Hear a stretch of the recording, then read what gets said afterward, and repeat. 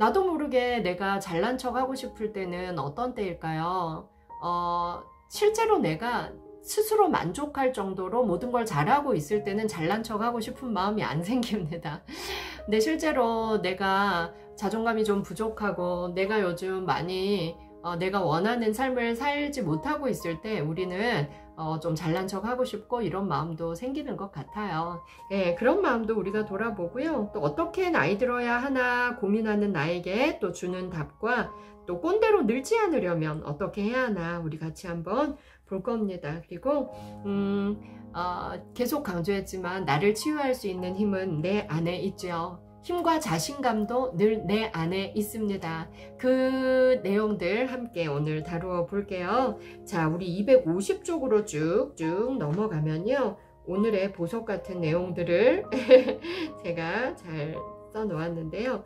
예, 저도 세상에 나를 알아주지 않아서 괴로웠던 적이 있었습니다. 선생님들은 그런 적 없으셨어요?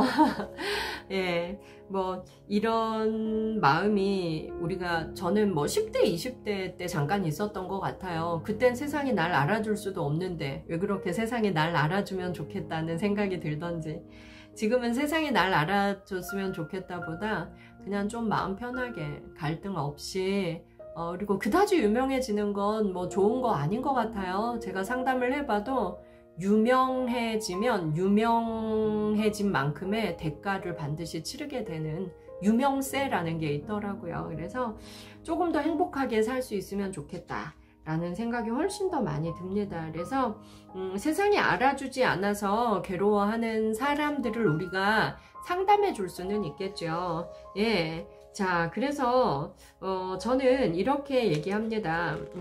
세상이 나를 알아주는 것보다 내가 나를 알아주고 내가 나를 키우는 것이 훨씬 더 중요하다. 그러면 세상이 나를 알아주건 알아주지 않건 괴로운 마음이 없어진다. 이런 말들을 제가 상담할 때 학생들에게 많이 해줍니다. 그리고 인정받지 못하면 어떡하나 두려워하는 사람들이 요즘 너무나 많지요. 네, 요즘 20대, 30대 청년들도 이런 고민이 참 많은 것 같습니다. 인정받지 못하면 어떡하나. 그런데 제가 논어에서 참 좋은 답을 하나 찾았어요. 257쪽에 그 공자의 명언이 나오는데요. 남이 자신을 알아주지 않음을 걱정하지 말고 자신이 능하지 못함을 걱정해야 한다라는 말이 나옵니다. 예, 헌문 32장에 있는 구절인데요. 저는 이 문장이 저에게 참 많이 도움이 되었습니다. 남이 나를 알아주는 게 중요한 게 아니라 내가 능하지 못한 것, 내가 부족한 것, 이런 것들을 좀 더 잘 살펴보고 채워나가는 데 힘써야 한다라는 말이었어요. 예.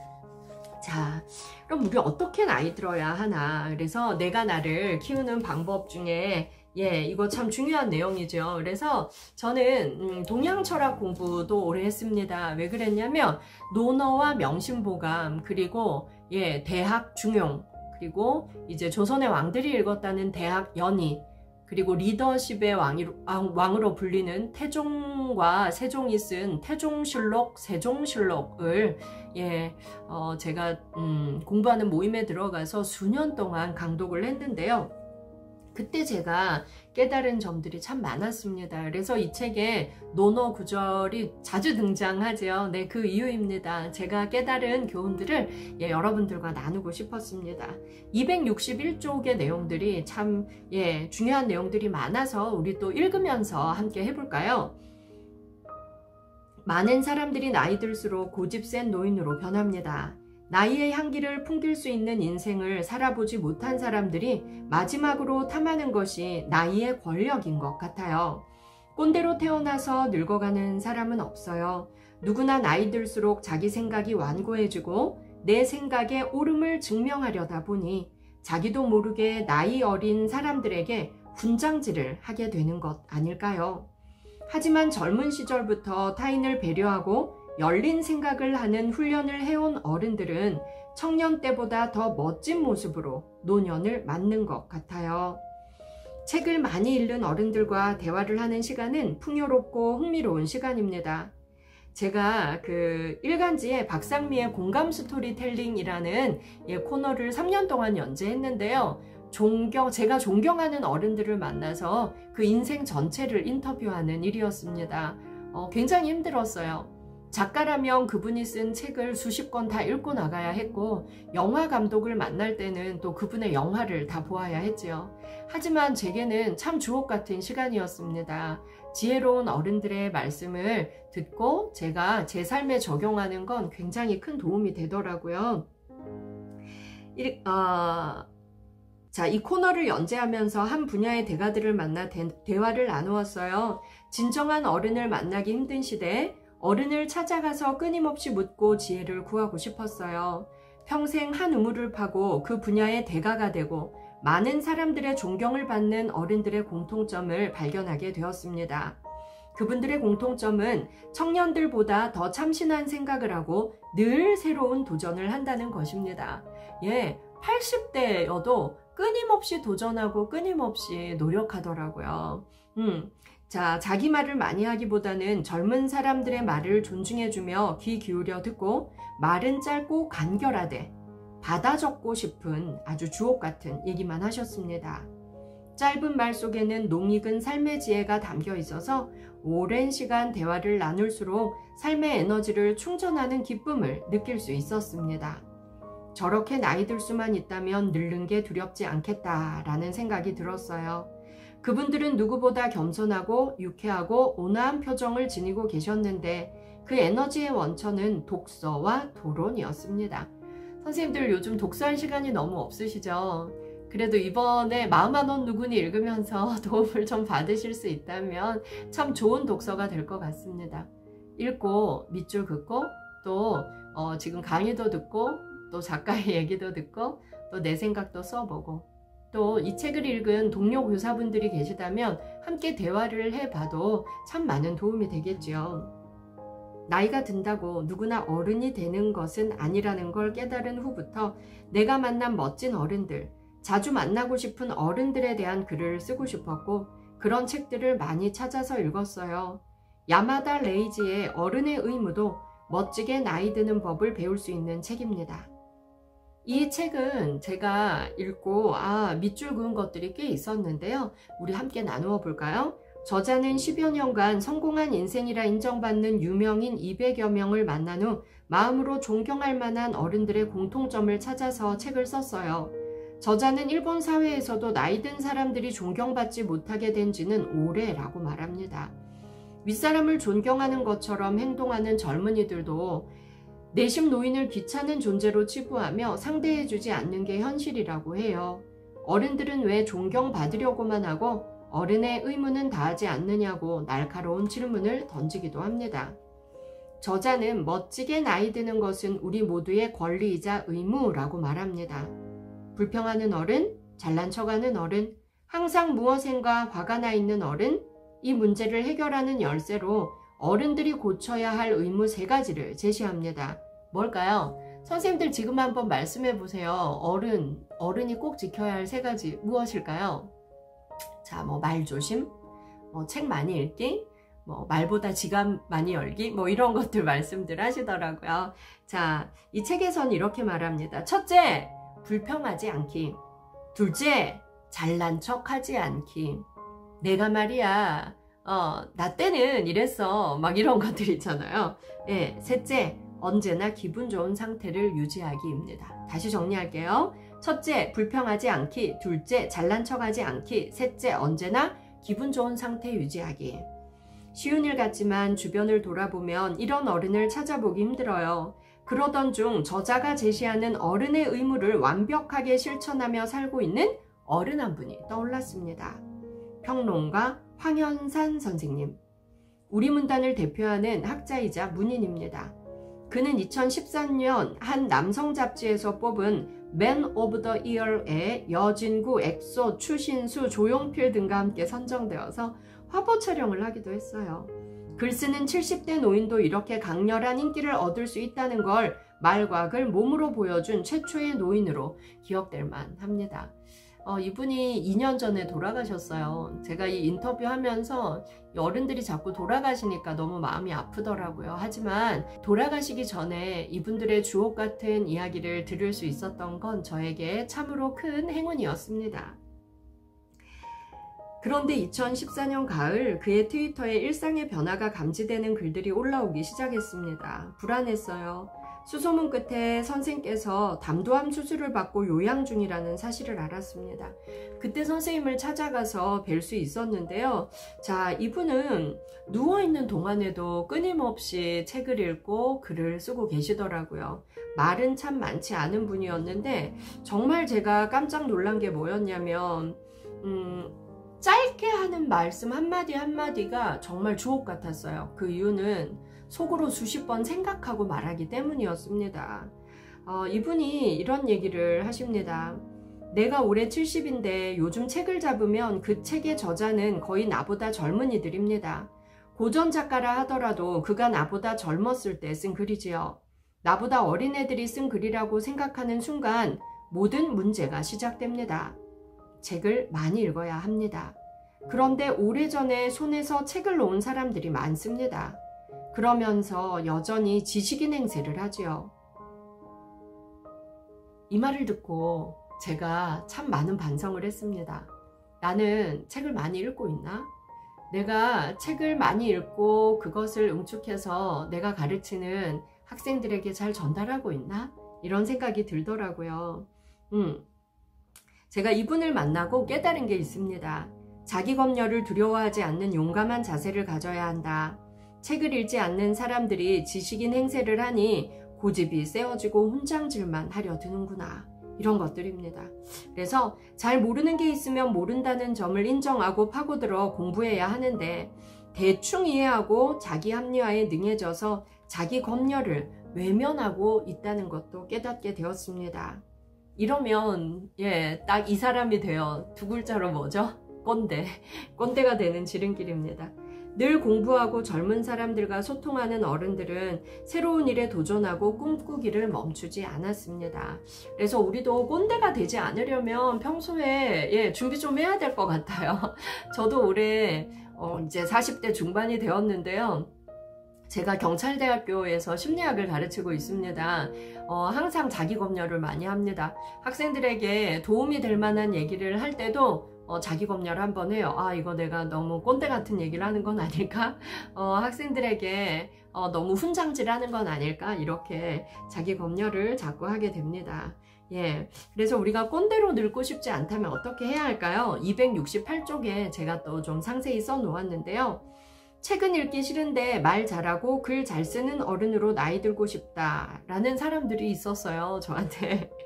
근데 안타깝게도 그건 무척 힘든 일입니다. 책이 도무지 읽기 싫다면 저자의 강연이라도 들어야 합니다. 요즘은 전문가들이 직접 하는 좋은 강의가 아주 많이 있잖아요. 직접 가서 듣기 힘들다면 인터넷을 통해서 무료로 들을 수 있는 강의도 많습니다. 하지만 내가 직접 그 책을 읽고 사유하고 강의 듣고 질문하고 온전한 나의 지식으로 습득하는 과정을 거친 사람과 대화해보면 자신의 한계를 극명히 느낄 수 있습니다. 관심이 가는 책, 재미있는 책부터 매일 조금씩 읽기 시작해보세요. 독서도 습관입니다. 이건 우리 주변 사람들과 학생들에게 말해주기 참 좋은 내용이죠. 네. 근데 요즘 리더십 관련 책을 사람들이 너무 많이 읽잖아요. 리더십 책이 아니면 굉장히 뒤처지는 사람처럼 느껴진다. 이런 말을 하는 청년들도 많이 만났고요. 그리고 무슨 기술, 인간관계의 기술, 어쩜 그렇게 기술이란 단어를 붙인 책들이 또 많은지요. 그래서 우리가 책을 읽는 자세, 그리고 그 마음가짐이 우리를 꼰대가 되게 하지 않는 기본부터 고전부터 다지는 그런 습관들이 우리의 깊이를 만들어 나가는 게 아닐까라는 생각이 듭니다. 논어위정편에 이런 말이 있어요. 옛것을 배워 익히고 그리하여 새것을 알아내면 얼마든지 다른 사람의 스승이 될 수 있다라는 내용이 있습니다. 우리가 고전을 읽어야 하는 이유입니다. 당장 학점관리, 취업 준비에 바쁜 사람들은 나중에 취업하면 꼭 읽겠다라고 결심하며 책 읽기를 애써 참을지도 모릅니다. 안타깝게도 취업하면 더 바빠져서 그러기가 어렵지요. 책을 읽고 현명한 어른을 찾아가서 대화를 많이 나누면 다르게 사는 법을 배울 수 있습니다. 어른이 시키는 대로 대입 공부, 취업 공부만 했던 아이들이 어떤 어른이 되는지 우리가 많이 지켜보지 않았습니까? 그래서 책을 많이 읽고 그리고 많은 생각을 해야 된다라는 걸 우리도 학생들에게 계속 알려줄 수 있으면 좋겠고요. 우리 자녀에게도 그렇고 또 그렇게 말하려면 나 스스로 책을 또 많이 읽어야 되지 않을까요? 제가 271쪽에 이런 말을 썼습니다. 짐승은 행동으로 자식을 가르칩니다. 그런데 사람은 입으로 아랫사람을 가르치려 들지요. 말로 가르치지 않고 행동으로 가르치는 어른, 노력하는 어른이 되려면 책을 읽어야만 합니다. 농익은 나이에 향기를 풍기는 어른이 되지 못하고 나이의 권력을 탐하는 꼰대가 많아진 이유는 간단합니다. 책을 안 읽기 때문입니다. 저도 오랜만에 제가 쓴 글을 읽으니까 또 자기 반성을 하게 됩니다. 너는 요즘 책 많이 읽었어? 물어보니까 좀 요즘은 많이 못 읽었네요. 이제 방학 됐으니까 저도 책 좀 읽도록 하겠습니다.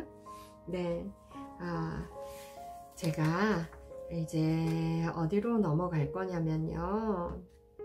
네, 참 잘했어요 내 인생 마지막 파트로 넘어갈 겁니다. 우리가 이 책 전체에서 제일 중요한 메시지를 얻을 게 있다면 힘과 자신감은 내 안에 있다. 힘과 자신감은 내 안에 있다 라는 것입니다. 내 안에 힘과 자신감은 없는 줄 알았습니다. 그런데 정말 있더라고요. 제가 수년에 걸쳐서 제 마음을 트레이닝하고 상처를 극복하고 치유의 과정으로 나오게 된 저와 저희 가족, 제 내담자의 이야기들을 이 책에서 읽으면서 선생님들도 힘과 자신감은 정말 내 안에 있다는 걸 발견하시길 간절히 기도합니다. 자, 280쪽에 두 번째 문단 제가 좀 읽을게요. 같이 보실까요? 세상에서 가장 해석하기 어려운 언어가 마음의 언어입니다. 내 마음도 모르겠는데 남의 마음을 어떻게 읽겠어요? 오독과 오해로 멀어지는 그와 나의 관계를 지켜보면서도 엉킨 실타래를 풀 엄두가 안 나서 바라만 보고 있었습니다. 가족과의 소통에도 매일 실패하는 마당에 타인과 소통하는데 자신이 있을 리가 없지요. 관계 속에서 마음 읽는 법을 배워야 하는데 관계에 미숙하니 심리적 대가를 혹독하게 치르게 됩니다. 나이가 든다고 누구나 어른이 되는 것은 아닌가 봅니다. 40이 넘으면 중후한 멋을 풍기고 여유도 좀 생길 줄 알았는데 때때로 혼자서 숨어서 울어야 하는 외로운 시간의 블랙홀에 빠진 듯 할 때도 있지요. 저도 늘 40이 되길 기다리며 살았습니다. 40이 되면 누구나 부록하고 50이 되면 누구나 지천명에 이르는 줄 알았습니다. 중년이 된다는 것은 매사에 적중하고 인생의 깨달음을 토대로 지혜로운 판단을 하게 되는 어른이 된다라고 이제 믿었죠. 환상이었습니다. 40이 넘어서고 보니 잘 늙고 싶다는 생각이 듭니다. 이제는 멋지게 나이 든 선배들을 보면 저 선배처럼 멋진 50이 되고 싶어. 저 선생님처럼 멋진 환갑을 맞이하고 싶어. 저분처럼 편안한 일흔의 할머니가 되고 싶어. 이런 꿈이 또 생기더라고요. 그래서 우리가 항상 신중하게 말하고 행동하고 또 가까운 벗에게 믿음을 줄 수 있고 가족끼리 평안한 마음을 유지하는 그런 나이 들매 과정을 우리가 하나하나 거쳐갔으면 좋겠습니다. 자, 그래서요, 우리가 더 멋지게 나이 들려면 어떤 실천을 좀 하면 좋을지 이제 같이 볼까요? 285쪽입니다.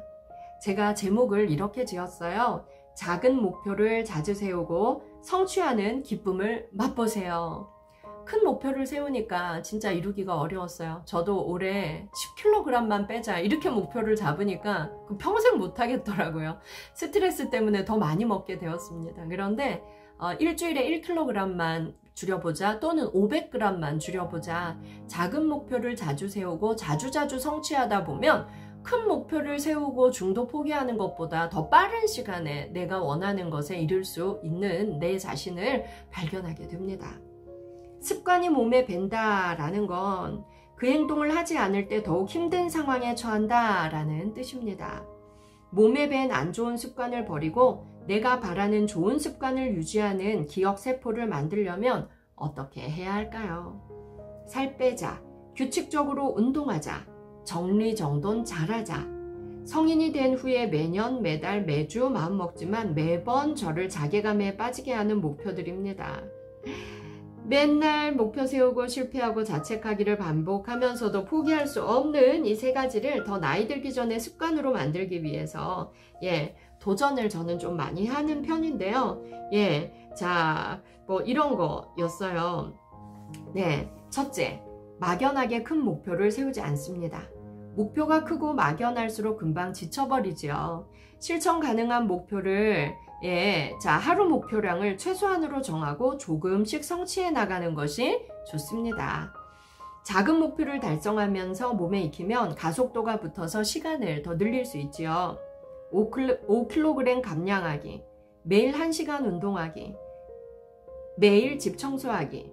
쉽게 세우는 계획이지만 체력이 안 좋고 몸 움직이는 걸 싫어하고 정리정돈 못하는 저에겐 엄청나게 힘든 일이라는 걸 알게 되었어요. 그래서 제 성향을 무시하고 매일 강요하고 못 지키고 자책하기를 반복하다 보니까 스트레스를 받아서 더 폭식하고 있는 저를 발견하게 되었습니다. 그래서 막연한 목표는 성취 가능성이 굉장히 적다는 거 기억해 주세요. 그래서 실천 가능한 작은 목표를 세우고 매일 성취하는 기쁨을 느낄 기회를 나 자신에게 좀 주어야 합니다.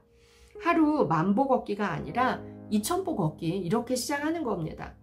저녁 금식 또는 6시 이후 음식 안 먹기 대신에 8시까지 식사를 마치거나 식사 이후에 야식 안 먹기. 매일 집 청소하기가 아니라 자기 전 20분간 알람을 맞춰놓고 20분만 정리정돈 가까운 곳부터 하기. 뭐 이런 거죠. 너무 소심한 계획 같지만 이 정도면 지킬 수 있겠다 하는 나 자신과의 협상에서 고심 끝에 정한 것이었습니다. 집 청소를 다 하고 자자라고 생각하면 생각만으로도 저는 지쳐서 땀까지 나더라고요. 시간을 정해놓고 그 시간만큼만 정리하고 그 시간이 되면 멈추는 겁니다. 내일 또 하는 거예요. 그러면 그 시간에 맞는 규모를 정해놓고 시작하게 되고 집은 조금씩 깨끗해집니다. 2주 동안 어지르고 하루 날 잡아서 대청소하고 몸살 나서 끙끙 앓으며 청소는 정말 힘들어 외치는 것보다 훨씬 쉬웠습니다. 둘째, 습관을 바꾸려면 같은 행동을 3주 동안 매일 해야 합니다. 3주는 뇌의 습관을 각인시키는 단계인데요. 작은 목표를 세우고 3주 동안 하루도 어기지 않는 게 중요합니다. 그 다음 셋째, 3개월 동안 지속합니다. 3주 동안 뇌의 습관을 각인시켰다면 이 습관을 완전히 몸에 배게 하는데 3개월이 걸립니다. 나의 나쁜 습관 1호인 미루기는 바로 크고 막연한 계획 세우기에서 비롯된 것이었다는 걸 한참 후에 알게 됐습니다. 실천이 어려우니 미루게 되고 미루다 보니 미루는 습관이 들어버렸더라고요. 그래서 우리는 작은 계획을 세우고 일단 습관을 몸에 익히십시오. 가속도가 붙어서 시간을 늘릴 수 있게 됩니다. 선생님들 올 방학에 먼저 시도해 보실까요? 자, 우리 또 중요한 게 뭐냐면 실천만이 실력이 되고 평생 습관이 됩니다. 우리가 실천하지 않는 것들이 사실 너무나 많지요. 그래서 이 실천하는 건 아까 제가 며칠 동안 매일 하라 그랬죠? 3주 동안 매일 하자. 그러면 3개월 지속하는 건 아주 쉬워집니다. 선생님들 기억하시고 뭐 글쓰기, 책 읽기, 운동하기, 정리정돈하기, 뭐 이런 것들 다 해당하겠습니다. 자, 그리고요, 저는 선생님들께서 정말 여행, 요즘 코로나 때문에 여행 못 하시잖아요. 그런데 짧게라도 하루만 혼자 걷는 여행 같은 자연 속으로 가서 사람들이 많이 없는 곳에 이렇게 좀 걷기라도 좀 하시면 어떨까 싶습니다. 그래서요, 저는 이 여행을 많이 권하는데요. 예, 294쪽에 장 그르니에의 섬에 나오는 멋진 문장을 제가 써놓았습니다. 나는 혼자서 아무것도 가진 것 없이 낯선 도시에 도착하는 것을 수없이 꿈꾸어 봤다. 그러면 나는 겸허하게, 아니 남루하게 살 수 있을 것 같았다. 무엇보다 그렇게 되면 비밀을 간직할 수 있을 것 같았다. 이 문장에 밑줄 그었을 때 제가 느꼈던 낯선 도시의 바람 냄새, 그곳에서 만든 저의 비밀들이 떠오르기 시작했습니다. 그르니에가 말한 비밀스러운 삶, 고독한 삶이 아니라 비밀스러운 삶은 낯선 도시, 낯선 사람들 속에서 내가 만든 섬에 머물며 나 자신과 대화하는 삶을 말하는 게 아닐까요? 누구나 여행을 꿈꿉니다. 여행이라는 단어는 지금 내가 어디에 있건 내가 경험한 여행의 추억을 호출하여 단시간에 나를 그곳으로 데려다 놓습니다. 시간과 공간에 대한 나만의 비밀을 창조하는 여행의 다른 이름이 설레임 아닐까요? 자기 자신에게서 도피하기 위해서 여행을 떠나고 싶다는 사람이 참 많습니다. 하지만 여행은 나 자신을 찾고 내가 몰랐던 진짜 나를 만나기 위해서 떠나는 거랍니다. 그곳에서 미처 몰랐던 나를 만나고 걷고 대화하면서 찾은 답을 가지고 내일을 사는 힘을 얻을 수 있으니까요.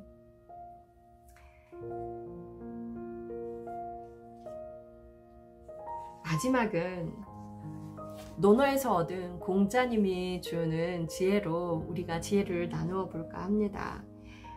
내가 먼저 이런 사람이 되겠어요 라는 파트가 책의 마지막에 나와 있죠. 297쪽입니다. 어딜 가든 누구를 만나든 사람은 대인관계가 어렵다고 호소합니다. 성별, 나이, 학력, 사회적 위치를 불문하고 대인관계에서 어려움을 겪지요. 저도 마찬가지예요. 나이 들면 경험도 많아져서 쉬워질 거라 생각했는데 나이 들수록 어려운 게 대인관계인 것 같아요. 사회생활을 하면서 만나는 많은 사람과 유연하게 관계 맺으며 살아가려면 나부터 만나고 싶은 사람, 관계 맺고 싶은 사람이 되어야 합니다. 그러면 대인관계에서 겪는 어려움이 자연스럽게 줄어들고 주변에 좋은 사람들이 모여듭니다. 사회생활에서 관계 맺을 때 우리는 어떤 사람이 되고 싶나요? 논어를 공부하다가 제가 찾은 지혜들 선생님들과 함께 나눌게요. 자공이 공자에게 묻습니다. 군자도 미워하는 사람이 있습니까? 공자가 답합니다. 미워하는 것이 있다. 다른 사람의 나쁜 점을 말하는 사람을 미워하고 아래에 있으면서 윗사람을 헐뜯는 사람을 미워하며 용맹하기만 하고 예의 없는 사람을 미워하고 과감하기만 하고 앞뒤가 꽉 막힌 자를 미워한다. 타인을 엄담하는 사람, 윗사람을 헐뜯는 사람, 예의 없는 사람, 타인의 말을 듣지 않고 내 생각만 고집하는 사람이 되면 타인에게 미움받는 사람이 되므로 그런 사람이 되지 않도록 노력해야 한다고 공자는 말하고 있습니다. 이번에는 공자가 자공을 향해 묻습니다. 사야, 너도 미워함이 있느냐? 자공은 대답합니다. 겉을 살피는 것을 사람하는 것으로 여기는 자를 미워하며 겸손하지 않은 것을 용맹으로 여기는 자를 미워하며 남의 비밀을 들추는 것을 고든 것으로 생각하는 자를 미워합니다. 공자가 제자인 자공에게 생각을 물었을 때 자공은 좀 더 구체적으로 답했지요. 사람의 겉모습만 보고 분평하는 사람, 자신이 용맹하다고 착각하며 겸손하지 않고 예의 없이 행동하는 사람, 남의 비밀을 들춰 소문을 내는 사람을 경계해야 한다는 것이네요. 공자와 자공이 경계한 사람이 되지 않도록 노력한다면 우리는 참 멋진 어른으로 나이 들 수 있을 것 같습니다. 누구나 이런 사람과 관계 맺길 바라므로 주변엔 좋은 사람들이 저절로 모여들 것이고 대인관계는 어려움이 줄어들 것입니다. 하지만 공자의 수제자 중 한 명이었던 자공도 이런 사람이 되기가 말처럼 쉽지는 않았나 봅니다. 자공이 이런저런 사람 품평을 하자 공자가 말합니다. 자공은 참으로 나보다 나은가 보구나.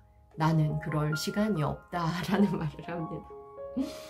사람 품평하지 말고 비밀을 들추는 자를 경계해야 한다고 말했던 자공도 이 사람 저 사람 평가를 하다가 스승에게 한 방 먹는 장면입니다. 자공보다 공부와 지혜가 부족한 저는 더더욱 타인을 평가하고 뒷말할 자격이 없는데 그동안 열심히 사람 품평하며 살아왔음을 저도 반성하겠습니다. 앞으로는 좀 더 타인을 존중하고 소통에 힘쓰고 나를 바로 세우는 공부에 열심히 노력하며 살아야겠습니다. 예, 선생님들은 어떤가요? 세상을 바라보는 창이 조금 달라졌나요? 자, 우리 이 책을 마무리하면서 앞으로 또 어떻게 살아야 될지 좀 더 구체적인 답들을 또 찾아보도록 할게요. 300쪽입니다. 현대 경영의 정신적 지도자로 불리는 오마에 게니츠는 그에 져서 남문 쾌답에서 인간을 바꾸는 3가지 방법을 다음과 같이 정의했습니다. 1번 시간을 달리 쓸 것, 2번 사는 곳을 바꿀 것, 3번 새로운 사람을 사귈 것입니다. 자, 어떤가요? 시간을 다르게 써라, 사는 곳을 바꾸어라, 새로운 사람을 사겨라. 예, 선생님들은 이 3가지를 듣고 아, 나 그렇게 하고 있어 라는 생각이 드십니까? 새로운 결심을 하는 것은 가장 무의미한 행위이며 이 3가지 방법이 아니면 인간은 바뀌지 않는다라는 것입니다. 결심만으로는 의식을 바꿀 수 없고 삶도 바꿀 수가 없습니다. 집값이 오를 곳으로 이사할 것이 아니라 내 인생에 의미를 더해주고 내 삶의 지평을 넓혀주는 생각을 키워주는 사람들과 교류할 수 있는 공간으로 이동해야 합니다. 좋은 사람들과 많은 소통을 할 수 있는 삶의 공간 이동을 통해서 인생의 시간을 달리 쓰는 것이 인생을 바꾸는 방법입니다. 행복하게 잘 사는 삶에 대해 제가 정리한 10가지 한번 들어보시겠어요? 심리학자들이 쓴 행복에 관한 논문을 정리하고 그동안 동양 철학을 공부하면서 얻은 깨달음을 토대로 한 것입니다. 자, 이 10가지는 제가 항상 책상에 붙여놓고 저도 복습 또 복습하는 내용들인데요. 선생님들도 지금 소리내어서 우리 한번 천천히 같이 읽어볼까요? 하나, 만나면 기분 좋고 삶의 의미를 느끼게 해주는 사람들과 함께하는 삶. 둘, 소유보다는 의미 있는 경험을 사는데 돈을 쓰는 삶. 셋, 몸을 건강하게 유지하는 삶. 넷, 단정 짓지 않고 작은 일에 목숨 걸지 않고 유연하게 사는 삶. 다섯, 나보다 뛰어난 사람을 질투하지 않고 가까이 지내면서 장점을 배우는 삶. 일곱, 타인의 행복을 해치면서 나의 행복을 추구하지 않는 삶. 여덟, 나답게 사는 법을 공부하는 삶. 아홉, 잘못은 즉시 고치고 같은 실수를 거듭하지 않는 삶. 열, 좀 더 나은 세상을 만드는데 조금이라도 일조하고 있다는 보람을 느끼는 삶입니다. 선생님들 어떠세요? 제가 이 10개 정리를 잘한 것 같나요? 우리는 지금까지 인간관계를 좀 더 편하게 할 수 있는 연습과 내 감정의 주인이 되는 연습을 했습니다.